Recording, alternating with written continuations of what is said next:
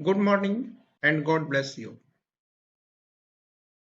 Today we are going to discuss Kachatibu. On March 31, 2024, PM Modi has given birth to this discussion talking about Kachatibu as a part of India. आज हम लोग कच्चातीबू पर चर्चा करने जा रहे हैं।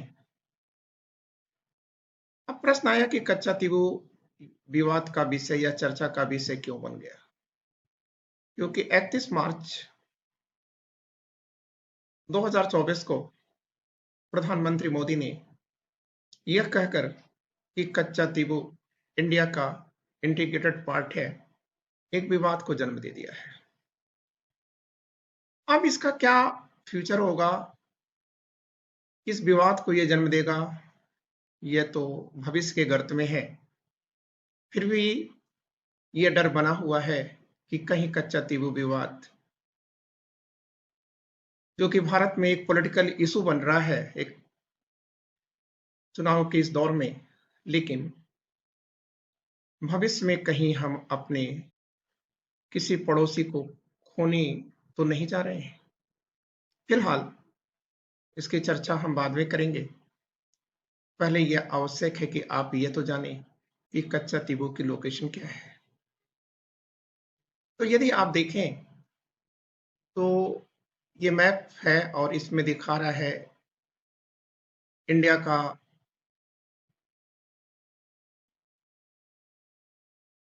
आप कह सकते हैं कि दक्षिण पूर्वी तट। यहां आप देख रहे हैं तमिलनाडु का रामेश्वरम है ये, और इस रामेश्वरम से कोई 33 किलोमीटर दूर, 33 किलोमीटर दूर, ये जो आप हिस्सा देख रहे हैं, जो मैं एरो से दिखा रहा हूं, ये है कच्चातीबू। इसका मतलब रामेश्वरम से ये नॉर्थ ईस्ट में है, हमारे से बहुत करीब है, 33 किलोमीटर दूर है। और ये दूसरा जो मैप आप देख रहे हैं, इसमें श्रीलंका है और ये श्रीलंका का नॉर्थ पार्ट है, जिसे हम लोग जाफना कहते हैं। अब ये जो जाफना है, इस जाफना से अगर हम देखें तो साउथ वेस्ट में पड़ता है कच्चातीबू। ये जाफना है तो ये इसका साउथ वेस्ट हिस्सा हुआ, और ये आप जो देख रहे हैं डेल्फट लिखा हुआ है। डेल्फट भी एक द्वीप है या आइलैंड है, ठीक है। तो आप कह सकते हैं कि यहीं पर हिंद महासागर में स्थित है कौन सा, कच्चातीबू। अब कच्चातीबू के बारे में देखें तो हम ये कहेंगे कि एक छोटा सा लैंड है, 285 एकड़ का लैंड है और लगभग यह 1.5 किलोमीटर चौड़ा है। क्लियर? इस मैटर को देखने के बाद अब हमारे सामने दूसरा जो पॉइंट आ रहा है वो ये है कि देखिए, ये जो कच्चातीबू है ये बेसिकली एक द्वीप हो गया। अब ये जो कच्चातीबू द्वीप है ये कैसे बना है, तो आप ये जान लें कि 14 सेंचुरी में एक वोल्केनिक इरप्शन हुआ था, या आप कह सकते हैं ज्वालामुखी विस्फोट हुआ था, और उसी ज्वालामुखी विस्फोट के द्वारा ये जो भूभाग है इसका अस्तित्व आता है। मतलब 14 सेंचुरी एडी से पहले विश्व के मानचित्र में कच्चातीबू नाम की कोई चीज नहीं थी। तो कच्चातीबू है क्या, तो आप कहोगे कि सर ये एक बैरन लैंड है या बंजर भूमि है। बंजर भूमि है या बैरन लैंड है। क्लियर? और यहां पर अगर कोई बिल्डिंग स्ट्रक्चर है तो वह एकमात्र बिल्डिंग स्ट्रक्चर है और वो है saint Anthony church. Clear? Saint Anthony church ही एकमात्र बिल्डिंग स्ट्रक्चर है, और इसी चर्च पर प्रतिवर्ष इंडिया और श्रीलंका के जो क्रिश्चियन प्रीस्ट हैं अपने अपने फॉलोअर्स के साथ यहां पहुंचते रहते हैं। क्लियर? अब इसके बाद हम देखें तो अगला टॉपिक हमारा ये स्ट्रक्चर दिखा रहा है कि देखिए ये कुछ स्ट्रक्चर ऐसा है कच्चा तीबू का। और यहाँ भी आप देखिए ये लिख दिया है हमने, वॉल्केनिक इरप्शन के द्वारा 14वीं सेंचुरी में ये बनता है, ठीक है ना। लेकिन फिर ये कह रहा है कि Katchatheevu is not suited for permanent settlement, मतलब कच्चा तीबू में कोई भी व्यक्ति अस्थायी रूप से नहीं रह सकता। क्यों नहीं रह सकता? क्योंकि रहने के लिए भाई पानी चाहिए, तो इस द्वीप पर पीने का पानी संभव नहीं है। तो कह रहा है कि no source of drinking water on the island. इसके बाद अगर हम देखें तो कह रहा है कि इस पर अधिकार किसका रहा है, तो कह रहा है कि early control by the Jaffna kingdom. ये है जाफना किंगडम, जहां पर जाफना का कोई राजा है और इस जाफना के राजा का इस पर अधिकार था। कब? 14वीं सेंचुरी। और अब फिर कह रहा है कि लेकिन 17वीं सेंचुरी में, 14 सेंचुरी में इसकी उत्पत्ति होती है और 14 से लेकर के और 300 साल मतलब 1700 तक ये किसके हाथों में है? जाफना किंगडम के हाथों में है। लेकिन इसके बाद ये कहाँ आ जा रहा है? तो आप कहोगे कि सर ये इंडिया के, ये पुनः मैं आपको दिखा दूं मैप में, ये है रामेश्वरम, ठीक है ना। तो रामेश्वरम डिस्ट्रिक्ट और शिवगंगा डिस्ट्रिक्ट, दोनों के बीच में एक रियासत हुआ करती थी, जिस रियासत का नाम था रामनाथ। क्लियर? ये देखिए लिखा हुआ है रामनाथ। पुनः मैं आपको बता दूं कि रामेश्वरम और शिवगंगा जिले के अंदर एक बड़ी रियासत थी जिसका नाम है रामनाथ जमींदारी, और रामनाथ जमींदारी के अधीन यह आ गया है, ठीक है। अब कह रहे हैं कि it became part of Madras presidency during the British raj. लेकिन भारत में जब अंग्रेज आए तो अंग्रेजों ने क्या किया कि रामनाथ जो जमींदारी थी उसको अपने अधीन कर लिया।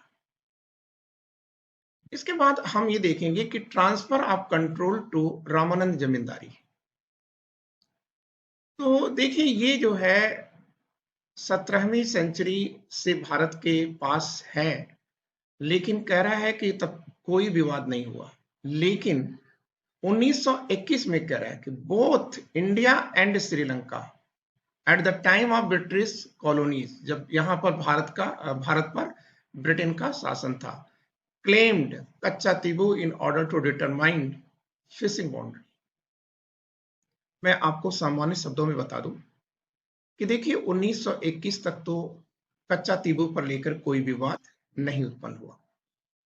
लॉर्ड रीडिंग का ये समय है, भारत में लॉर्ड रीडिंग का शासन चल रहा है, और इसी समय ब्रिटिश इंडिया और श्रीलंका, खैर श्रीलंका भी उपनिवेश है ब्रिटेन का ही, लेकिन दोनों ही ने यह दावा करना शुरू कर दिया कि कच्चू तीबू इज माइन, कच्चू तीबू मेरा है, ये कह रहा है कच्चा तीबू मेरा है। लेकिन यह डिस्प्यूट जो 1921 में उत्पन्न हुआ था, यह 1974 तक सॉल्व नहीं हो पाया। अब अगर हम इसके आगे की बात करें तो कह रहे हैं कि थोड़ा इसका हिस्टोरिकल बैकग्राउंड बताना चाहेंगे आपको। कह रहा है कि इन 1892 Swami Vivekananda stayed with Bhaskara when he visited Madurai and sponsored Vivekanand's visit to Parliament of World Religious held in Chicago। देखिए यहां आपको हमारा बताने का उद्देश्य ये है कि 1921 में तो यह श्रीलंका और भारत के बीच विवाद का केंद्र बनता है कच्चा तीबू। लेकिन कच्चा तीबू में एक वंश शासन करता है और उस वंश का नाम है सेठापत्ती। पत्ती ये डायनेस्टी है। क्लियर? ये उसके राजा है। ठीक है, और इनका नाम आप ये देख रहे हैं भास्कर। तो ये भास्कर ने, ये आप देख रहे हैं, ये है स्वामी विवेकानंद जी। तो स्वामी विवेकानंद और इन दोनों के बीच में, ठीक है, अच्छे संबंध थे। और स्वामी विवेकानंद के साथ, बहुत कम लोग होंगे जो इस बात को जानते होंगे, आप ध्यान दीजिएगा, स्वामी विवेकानंद के साथ शिकागो में जो रिलीजियस पार्लियामेंट का आयोजन हुआ था 1893 में, उसमें जाने वाला यही राजघराना है। कौन सा? भास्कर सेतपति भी यहां पर जाते हैं, और इन्होंने बाद में स्वामी विवेकानंद के ऑनर में यहां इनके स्टैचू का निर्माण भी कराया था। अब हम ये देखेंगे कि देखिए, ये जो विवाद 1921 में उत्पन्न हुआ था, उसका समाधान कैसे हुआ? तो देखिए, उसका समाधान हुआ इंडो श्रीलंका मैरीटाइम एग्रीमेंट 1974 से।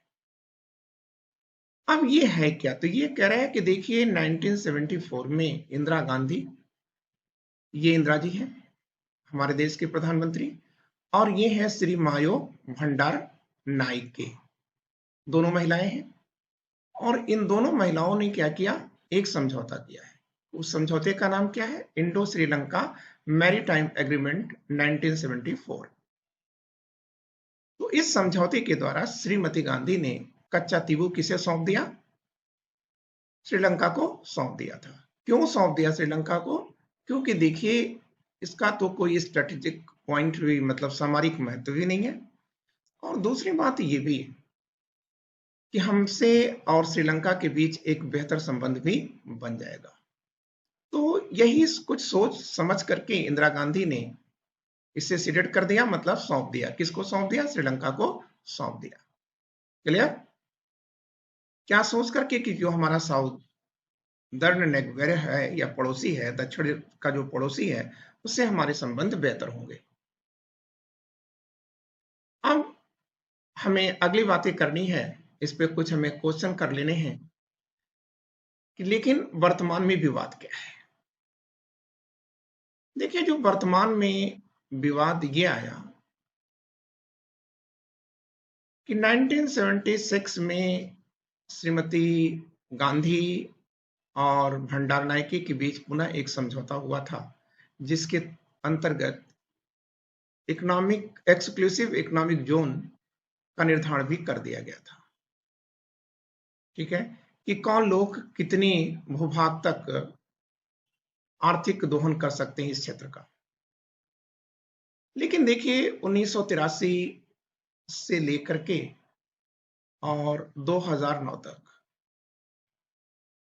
श्रीलंका सिविल वॉर में फंस गया। जब श्रीलंका सिविल वॉर में फंस जाता है, तब वहां एक प्रॉब्लम ये होती है कि भारतीय मछुआरों ने यहाँ कुछ गलत किया। क्या गलत किया? कि वो कच्चा तीबू में जाते थे, और यहाँ पर जो श्रीलंका की जहाजें खड़ी होती थी उसको ये लूट भी लेते थे और तोड़फोड़ भी देते थे। क्लियर? लेकिन श्रीलंका कुछ कर नहीं सका था। क्यों? क्योंकि वह एक सिविल वॉर में उलझा हुआ था। क्लियर? अब आप कह सकते हैं कि लेकिन जब 2009 में उसके यहाँ सिविल वॉर का अंत होता है, तो ऐसी स्थिति में श्रीलंका क्या करेगा? श्रीलंका अपनी सीमाओं की रक्षा करेगा, उसकी प्राथमिकता तो अब ये हो जाएगी। तो ऐसी स्थिति में श्रीलंका ने क्या किया कि अपनी नेवी का विकास कर लिया। और जब इसने अपनी नेवी का विकास कर लिया, तो जो भारतीय मछुआरे थे, इनको पकड़ करके वो दंड देना, यहां तक कि मौत की सजा भी देने लगा। क्लियर? तो अब सवाल यहां पर है कि यहां पर और प्रॉब्लम क्या आई। देखिए, 2006 में करुणानिधि, जो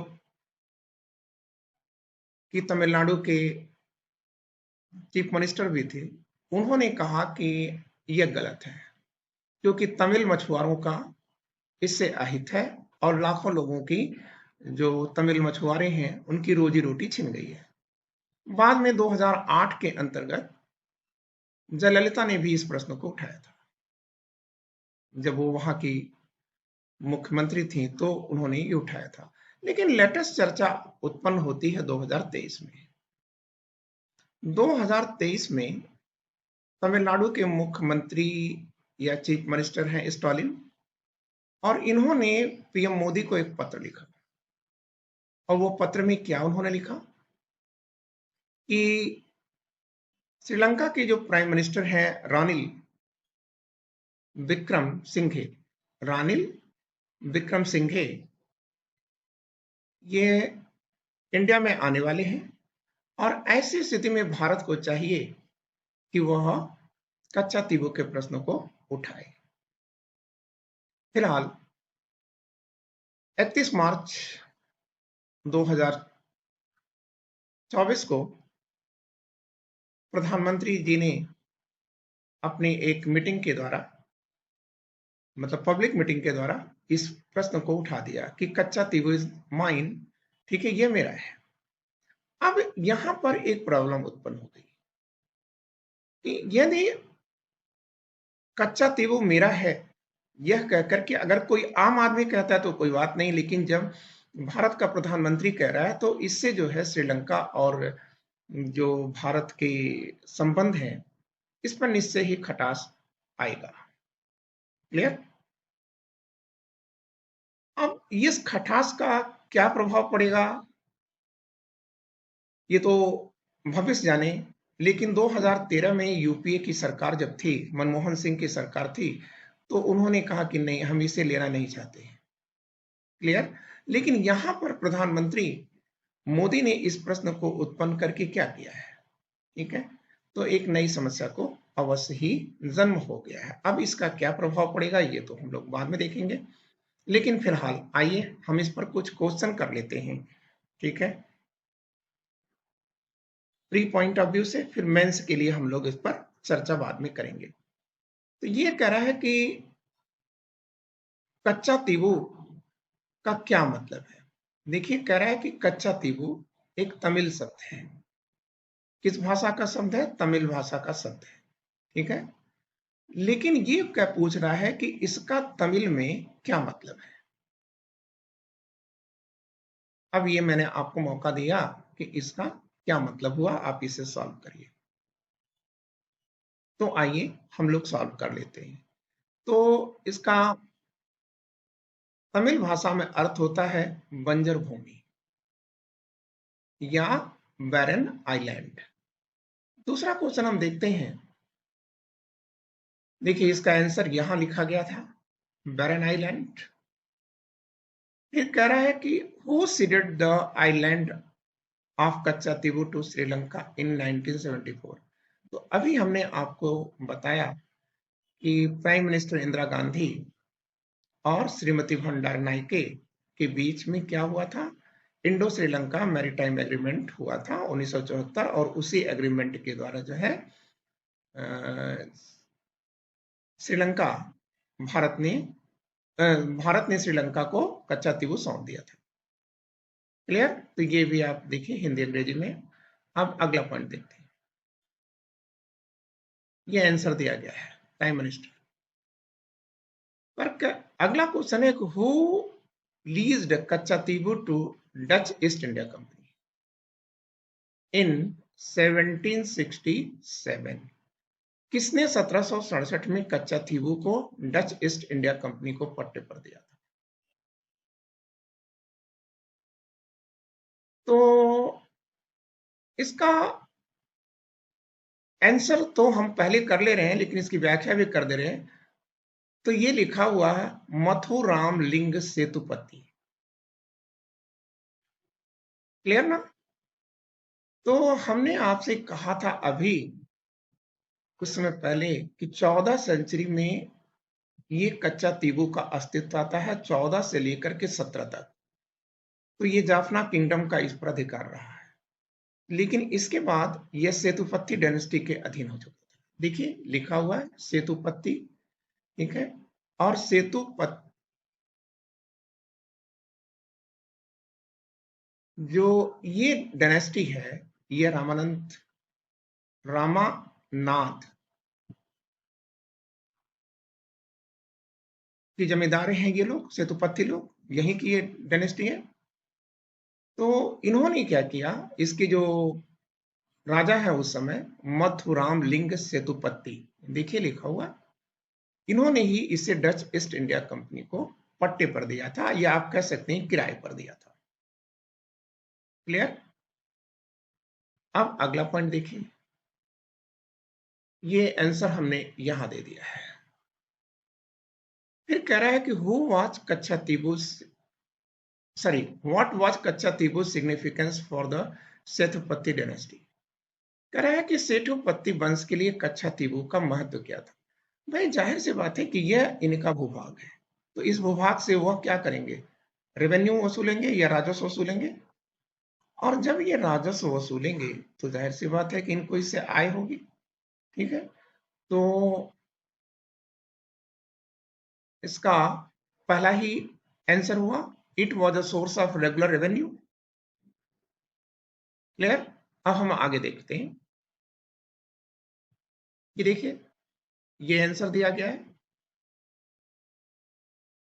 फिर अगला जो क्वेश्चन आपके बीच में ला रहा है वो है कि what impact did Sri Lankan civil war have on Katchatheevu. Sri Lanka के गृह युद्ध का कच्चातीबू पर क्या प्रभाव पड़ता है।